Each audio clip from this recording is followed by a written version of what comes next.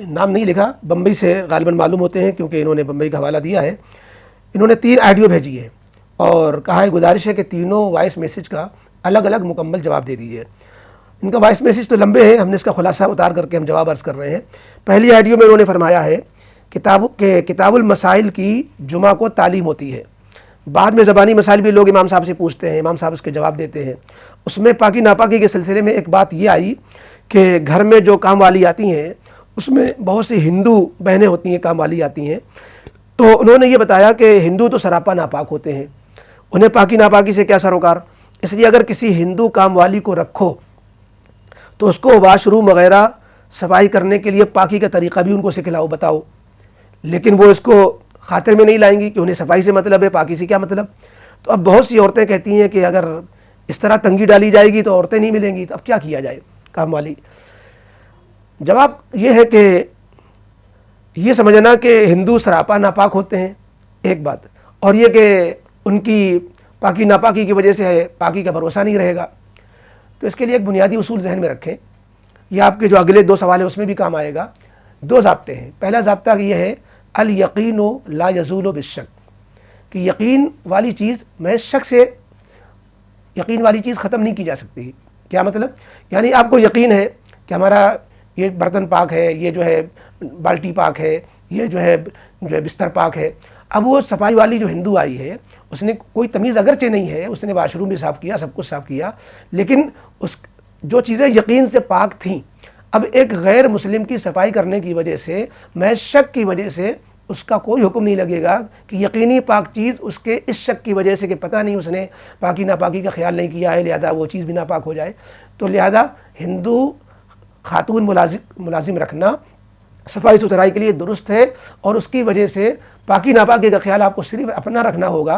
बाकी जो चीज़ें पहले से यकीनन पाक थीं उनकी सफाई सुथराई के हाथ लगाने की वजह से वो नापाकी में तब्दील नहीं होंगी।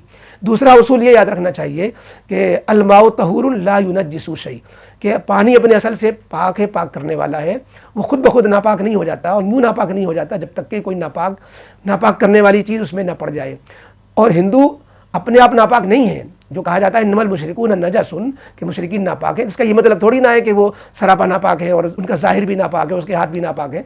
जब किसी हिंदू के हाथ में नापाकी लगेगी तो हाथ नापाक कहलाएगा, पैर में नापाकी लगेगी तो पैर नापाक कहलाएगा, कपड़े में नापाकी लगेगी तो कपड़ा नापाक कहलाएगा। ऐसे वो नापाक नहीं है।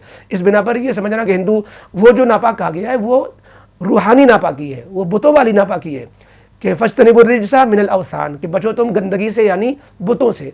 तो वो बुतों वाली नापाकी है, रूहानी मानवी, न कि ज़ाहिरी। इस बिना पर जो है पानी जो पाक होता है तो गैर मुस्लिम अगर उसको यूज़ कर रहा है, उसके हाथ में कोई नापाकी नहीं लगी थी, देखने में नहीं आ रही थी, तो उसकी वजह से उसके हाथ डालने से वो पानी नापाक नहीं हो जा रहा है। लिहाजा गैर मुस्लिम सफाई करने वाले के बारे में यूँ समझना कि अब उसकी वजह से सारी चीज़ें शुबह में आ गई और सब नापाकी हो गई, शुबह पे अमल नहीं करना है, पाक वाली चीज़ को पाकी समझना है। ये वो आपके सवाल का जवाब। दूसरी ऑडियो में आपने सवाल किया है कि वॉशमैन जो गाड़ियाँ धोते हैं, सफाई करते हैं, वो गंदे संदे कपड़े जो है पोछे होते हैं उनके पास, या जो बाल्टी इस्तेमाल करते हैं बड़ी गंदी होती है, उसमें पाकी है या नहीं है, सिर्फ सफाई है या सिर्फ तहारत है, पाकी है, सफाई नहीं है, या दोनों है दोनों नहीं है, इसका पता लगाना बहुत मुश्किल है। गैर मुस्लिम के लिए ये तो कोई इशू ही नहीं है। मुसलमान को क्या करना चाहिए, एहतियात का पहलू इख्तियार करना चाहिए, या इसमें छूट है कि जब नहीं मालूम कि पाक है या नापाक तो वो नापाक नहीं कहलाएगा। बस यही आखिरी बात आपकी सही है कि जब नहीं मालूम कि पाक है या नापाक तो वो नापाक नहीं कहलाएगा।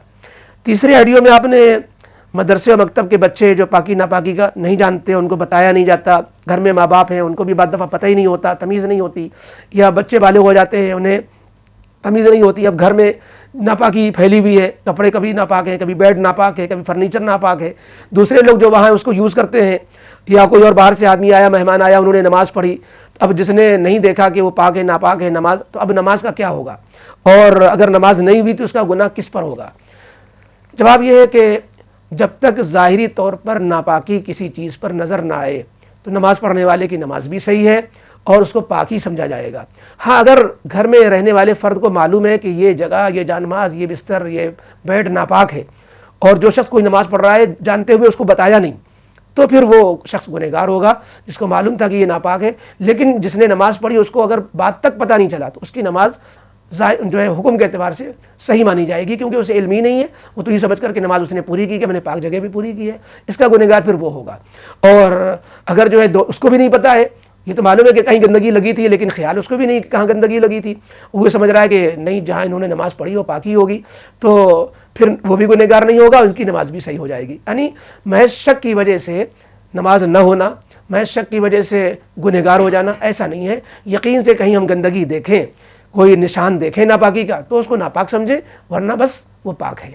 लिहाजा पाकी नापाकी के मसले में शरीयत की जो छूट है कि असल चीज़ में तहारत है, असल चीज़ में पाकी है, जब तक कि यकीन से कोई नापाकी न देखे और यकीन से नापाक होने का इल्म न हो जाए, उस वक़्त तक उसको नापाक न समझा जाए और उस वक़्त तक कोई और हुक्म गुनाहगार होने का या नमाज न होने का न लगाया जाए।